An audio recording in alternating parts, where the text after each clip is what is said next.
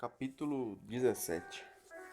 Avivamento e a conexão geracional. A validade da herança, junto com o momento que ela pode criar, é de extrema importância. Esse momento de herança nos leva a territórios desconhecidos da perspectiva espiritual e física, motivo pelo qual nós, a geração viva hoje, precisamos tornar o entendimento da herança uma prioridade absoluta. Uma geração ainda não nascida depende de que preparamos o palco para ela. Mas eis o desafio.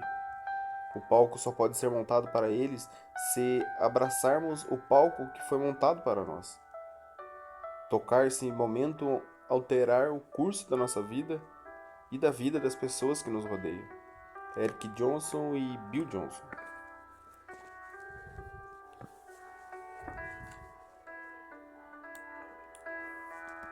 Somos filhos de Deus Pai.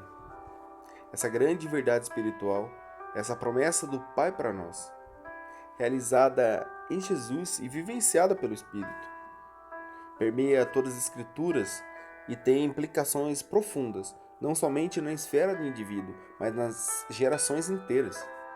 A decisão de viver como filho de Deus não impacta somente você, mas ecoa por toda a descendência biológica e comunidade de fé, e ainda além disso.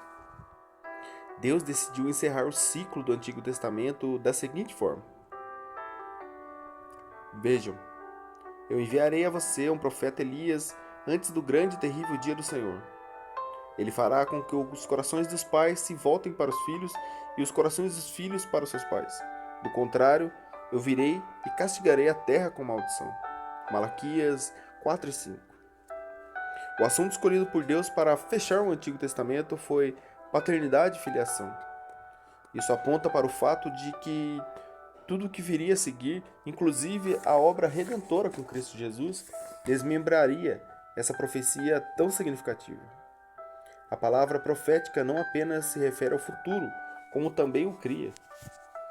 Assim, depois de aproximadamente 4 séculos da profecia de Malaquias, surge João Batista, um nazireu excêntrico e desbravador.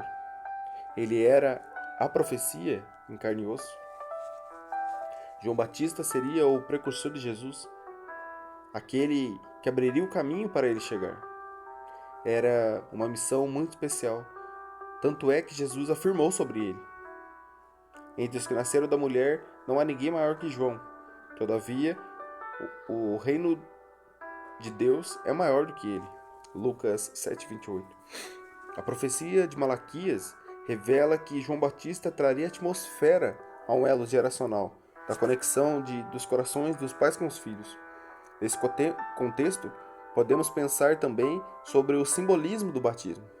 João Batista seria o batizador, aquele que incluiria na família da fé por meio do batismo do arrependimento, uma clara oposição ao espírito da orfandade. O batismo, sob essa ótica, era um ato profético. A agenda de João ia além de denunciar o pecado. Seu objetivo era possibilitar que as pessoas retornassem para o Pai. Essa mudança era importante. Sem uma voz profética há 400 anos em Israel, durante esse período não há registro da expressão "assim diz o Senhor". Satanás via atuando fortemente. A descrição de Provérbios cabe muito bem nesse contexto. Onde não há revelação divina, o povo se desvia. Provérbios 29:18.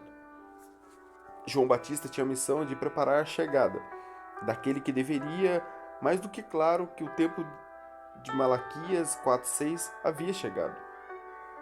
A atmosfera de orfandade estava com seus dias contados. O coração de Deus estava efetivamente se unindo com o coração das pessoas, a começar por Israel e estendendo-se por toda a humanidade. É nesse cenário que Jesus pede para ser batizado por João Batista, mesmo sem ter necessidade de arrependimento, pois nele não havia pecado.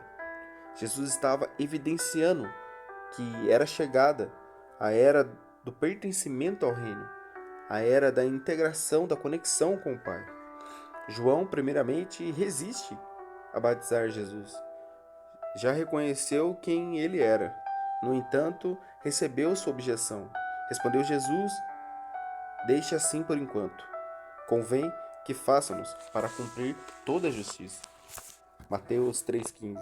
A palavra justiça, no original grego, dikaiosuné, significa estado daquele que é como deve ser, ou padrão aceitável de Deus. Em outras palavras, Jesus estava inaugurando um novo nível de acesso ao Pai, trazendo a cultura da proximidade, intimidade e filiação. Jesus estava ensinando o padrão de relacionamento com o Pai ao mundo. João ainda não entendia completamente, mas a profecia de Malaquias começava a ser cumprida. O batismo tem um símbolo de integração na família do céu. Ao insistir para ser batizado, Jesus estava dizendo: João, eu preciso demonstrar que sou ligado ao Pai. Preciso ensinar o padrão divino para a vida humana. Nesse sentido, fica claro que o batismo não está ligado somente à constatação de arrependimento e perdão, mas carrega um significado de inclusão, de adoção e aproximação. É um símbolo da chegada à família de Deus. Comprovando essa realidade, logo após o batismo de Jesus, veio uma voz do céu, a voz do Pai, dizendo que Jesus era o seu Filho amado, que enchia seu coração de satisfação. Em Mateus 3,16. Todo batismo deveria ser um apelo forte em que as pessoas em Jesus reconhecessem que são filhos e filhas amados do Pai, vivendo uma nova identidade. Portanto, vocês já não são estrangeiros nem forasteiros, mas cidadãos dos santos e membros da família de Deus, edificados sobre o fundamento dos apóstolos e dos profetas, tendo Jesus como pedra angular, no qual todo edifício é ajustado e cresce para tornar-se um santuário santo do Senhor. Nele vocês também estão sendo justamente edificados, para se tornarem morada de Deus por meio do Espírito. Efésios 2,19. Logo após seu batismo, Jesus pega o bastão de João e segue para o seu trecho da corrida para levar fogo e avivamento espiritual para onde fosse. O símbolo do bastão não é uma interrupção ou o fim de um ciclo, mas é algo orgânico e interativo. Representa gerações, a antiga e a nova, em um intercâmbio de honra, capacitação e protagonismo. Ele mesmo passaria o bastão para os seus discípulos, como João Batista descreveu. Eu os batizo com água para o arrependimento, mas depois de mim vem alguém mais poderoso do que eu, tanto que não sou digno de lavar suas sandálias. Ele os batizará com o Espírito Santo e com fogo. Mateus 3,11. Nesse sentido, Jesus inaugura a geração que continua o que a geração de João começou, até porque ambos tinham discípulos que difundiam o nível de revelação que cada um possuía. O texto de Malaquias, um dos mais importantes da Bíblia, sobre o assunto de paternidade e filiação, enfatiza que alguém viria no espírito de Elias, realizar o elo das gerações, a convenção do coração dos pais para os filhos. Converter significa mudança de direção, de rota e caminho. Porque a profecia não se referiu a Eliseu, e sim a Elias, já que Eliseu foi o sucessor direto, o herdeiro de seu manto profético. Na realidade, Eliseu não deixou um filho espiritual capaz de sucedê-lo. Quem era a pessoa ligada diretamente a ele? Geazi, um homem com oportunidades enormes de caminhar com Eliseu, mas que infelizmente se corrompeu. Geazi decidiu que tentaria barganhar com a unção profética ao aceitar os presentes do comandante sírio Naamã, após ser milagrosamente curado pela palavra de Eliseu. O fim de Geazi foi terminar com lepra, justamente a mesma doença de Naamã tinha antes da sua cura. Quem não vive plenamente a filiação tende a explorar da unção que há na família, daquilo que recebeu dos seus líderes e de Deus. Veja que Eliseu tem um ministério 2 vezes mais poderoso que o de Elias, dando continuidade ao seu legado. Contudo, Eliseu não conseguiu gerar filhos sucessores, e o que poderia ser um ministério 4 vezes mais poderoso do que Elias, Geazi, infelizmente foi consumido pela orfandade, e pelo espírito de rebeldia acabou mal. A Bíblia narra um episódio em que o morto foi ressuscitado ao ser lançado na sepultura de Eliseu e ao entrar em contato com seus ossos. Veja que os ossos de Eliseu ainda tinham unção, mesmo após sua morte, ao ponto de ressuscitar o morto. Pode ser que isso tenha acontecido porque não houve filho capaz de receber daquilo que tinha a compartilhar. É uma constatação muito significativa. Na corrida do revezamento, Geazi deixou escapar esse bastão. Muitos dizem que, quando alguém falha, Deus levanta outro. Alguns fazem essa afirmação tão prontamente que até soa como se a pessoa fosse descartável. Não é exatamente assim que funciona. Uma pessoa é única, consequentemente, tem o seu chamado é único, e suas tarefas e presenças são únicas. Quando a pessoa decide não caminhar a escolha do Pai para ela, essas coisas únicas não se realizam, simples assim. Outras coisas únicas virão para esse lugar, mas não exatamente aquelas que foram escolhidas para esta pessoa única. Cada filho carrega algo capaz de multiplicar a unção de uma família. Ele tem sua parte, certamente. Se falhar, a vida continua. No entanto, o mover do Espírito Santo sofre uma desaceleração. É uma conclusão muito forte. Que você não permita que os seus pais biológicos ou a fé morram ou sigam para outra fase com a unção que deveria ser transferida dos ossos deles para os seus. Filiação e avivamento. O elo geracional, segundo o texto de Malaquias, pode ser considerado uma das bases para o avivamento, para a continuidade do plano do Pai na Terra.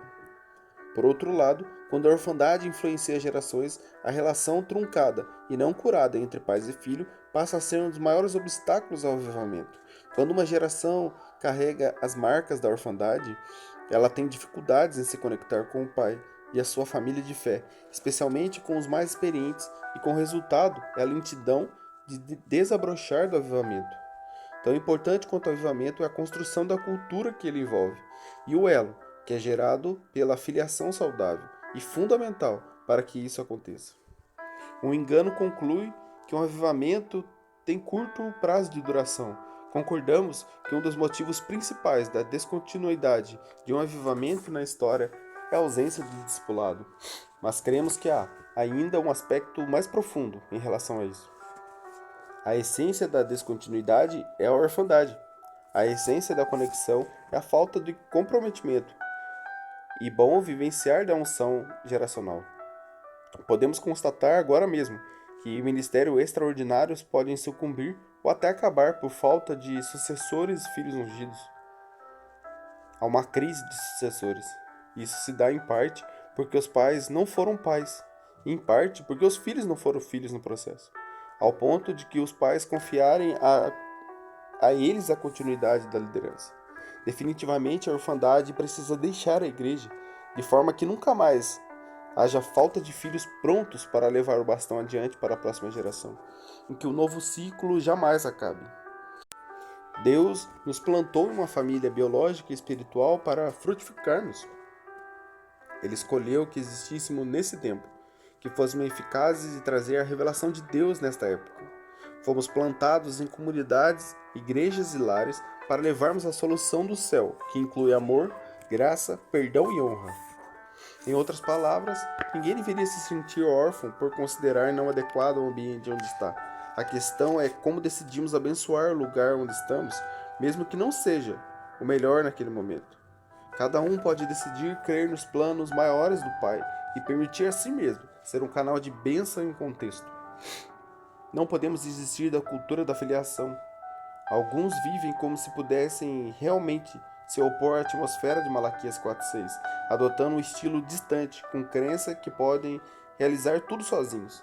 Agem como se interdependência e a prestação de contas fosse sinal de fraqueza, e como se não precisassem andar em unidade e cobertura espiritual, já que o que mais importa em sua visão não são promessas que receberam diretamente do céu.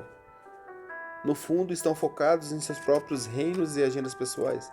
Nada, nenhuma circunstância, perseguição ou ameaça deve validar ou dar abertura para um estilo de vida assim.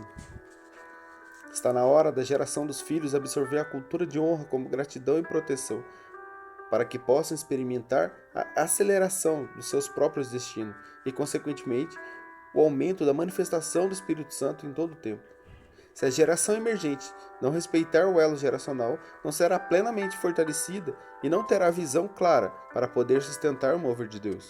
A parceria das gerações une a sabedoria do antigo com a força do novo, rompe com a desconexão e rivalidade e distanciamento tão nocivo para o agir de Deus. Temos a tendência de usar a expressão ministério de Jesus, mas na verdade o ministério de Jesus era de certa forma o ministério do Pai. Jesus afirmou: eu te glorificarei na terra, completando a obra que tu me deste para fazer. João 17,4. Nossos mistérios deveriam refletir essa dinâmica e sincronia. Temos que ter atitude de aprendiz e desenvolver um coração de servo. Acreditamos que no processo carregamos uma unção para a próxima geração e nisso não seremos coadjuvantes, mas protagonistas. O lastro de nossa trajetória como filhos determinará, em partes, o nosso sucesso como pais. Quando a conexão com seus filhos tornam-se firmes, fortes e enraizados. Vamos pesar, juntos, uma realidade. Parece ser mais difícil deixar-se adotar do que ser o que adota. Parece que temos mais resistência de entrar em uma família debaixo da sua cultura e modo de vida de forma definida e sem reservas. Com essa resistência, perdemos duas das maiores bênçãos e proteção, segurança e benefícios que existem. O viver como filho do Pai Altíssimo, não só de direito, mas de fato. E o viver totalmente conectados e mergulhados na família da fé. Também não é só direito, mas de fato.